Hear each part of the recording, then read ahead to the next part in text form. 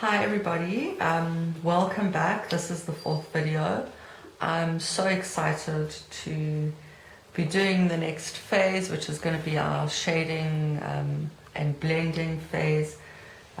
So great to see all the interaction on the group page already. I hope you're having fun and you're enjoying yourselves. So the next step that we're going to do is some shading and some blending. And the reason that I have put this sharpener over here is to just tell you again and again, sharpen your pencils. Your pencils will color so much better if they are sharp. You hardly have to do any work. Don't be lazy, just sharpen your pencils. You see, it's going to make a big difference. And get yourself a decent sharpener, and when your sharpener runs out and it gets blunt, throw it away. Don't wreck your pencils on sharpeners. They are disposable items. So that's my tip for this video, is sharpen your pencils. Alright, so what you should have done by now is your base color and all your outlining, and you've added in your highlight colors. Next, what we're going to do is we're going to start create more depth, more dimension to the picture by adding in some brilliant shading. Now, I'm going to do this in 3 sections. We're going to start off and do all the buckles and the belt and the holster. That's this video. Video number 5 will be all the clothes, the outfit, the bodice, etc. And then video number 6 is going to be the face, the fur, the plaits. So we're going to start off with the buckles and stuff. I thought it would be a good place for you guys to start, kind of a nice warm-up. And for this section, we're going to use red violet. I'm using Faber-Castell polychromos. So this is red violet. It's a very nice, rich, warm brown, which is what you're going for. We're going to use cobalt green. It's number 156. It's a nice, strong turquoise color.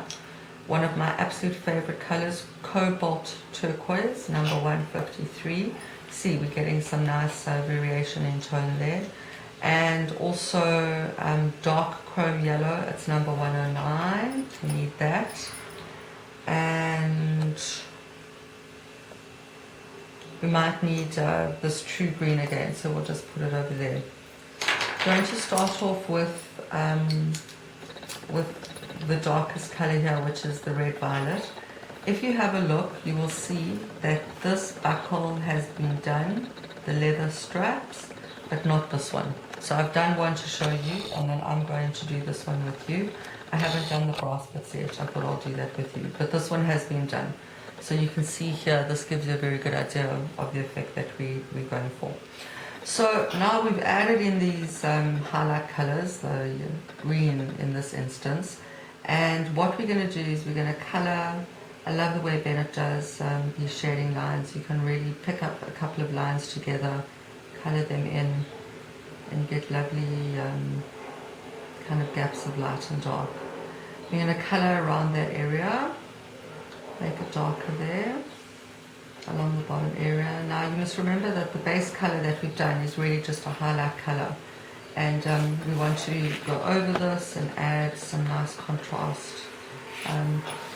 A lot can actually be achieved with shading by just changing the pressure of your hand when you're coloring. So if you want, if you want something dark, then obviously pressing down a bit harder, and then as you move away from it, just lift your hand, and you get a lovely natural flow of color that goes from dark to light. It's like driving, you kind of push the pedal when you want more gas, and you lift the pedal when you want to go slower. It's the same thing.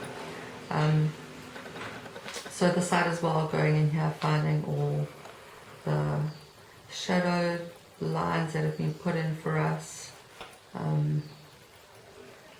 This is one of my very, very favorite colors, this red violet. The reason that it's so big is because it's definitely not the first version of this pencil that I've had. This color works really beautifully over this orange to give it a nice rich leather color. And you can see there, I mean, it really, I'm just going to turn this around now.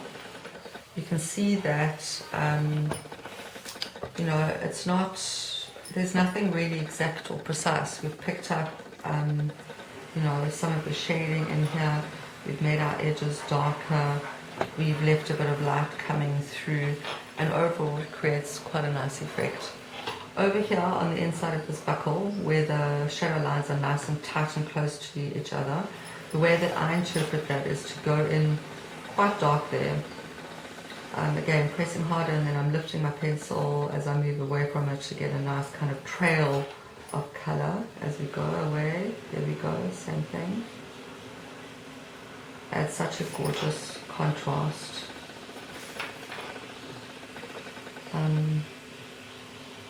I found with this red violet, when you're going over the orange like this, it doesn't really need another color. It's just such a beautiful rich color. So there we go. That gives you a very good idea of how to go about doing these leather straps. For the buckles, we're going to use our dark chrome yellow and color in here first. We want to make this color much warmer.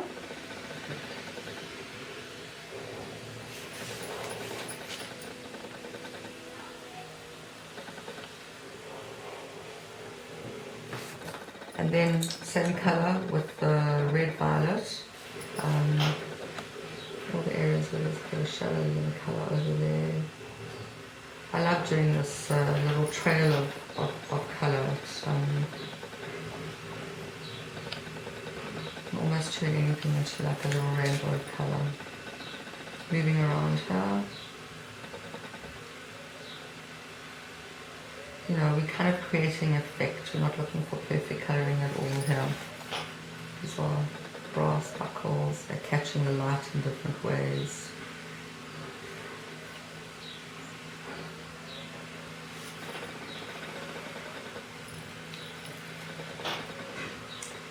When you're doing colouring and you're layering, you know, colours on top of each other, then you know, you can always put some colour, add some more. Pick your picture up, have a look at it from a distance, you know, look to see is that going in the direction that I'm happy with, and you know, you add bits of colour here and there.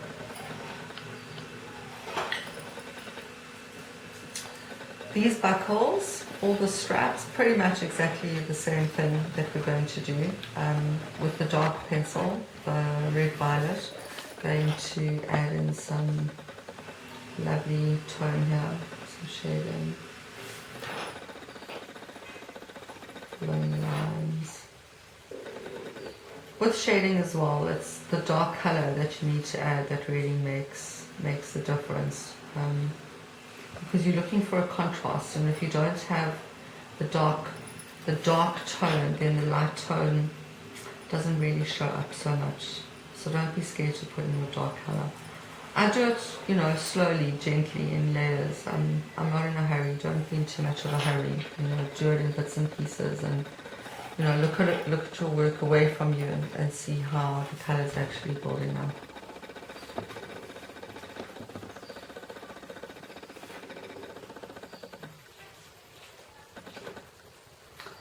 The contrasts now with the blue outlining that we're doing with the dark, we're adding in the dark color, the shading, you start to see it creates a lovely effect of light against dark. And even though you probably would never have thought that you could do something like this, it is quite effective, especially when you pick your picture up and you look at it at a distance.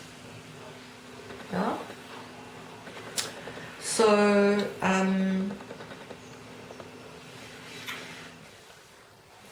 once you've done all this, you're going to go around and you're going to put in everywhere where there's dark. You're going to add in your dark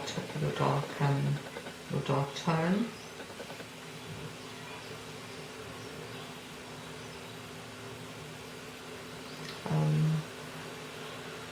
Do a nice blending of color over the area. You know, go from darker to lighter. You can see over there it just creates effect. It makes it look good. You can also use this this dark chrome yellow over here to brighten up if you feel that your colors are looking a bit dark. And also yellow tones work very, very well as a blender color. So if you find that you want to you know, you want your colouring to look smoother, then use your yellow tones. You'll be amazed how beautiful it actually makes your colouring. So you'll go all over and you'll go and do that. With the buckles, add in this nice warm yellow colour, this dark one yellow. And then you're going to go into it as well with the red violet. Creates up a really awesome effect.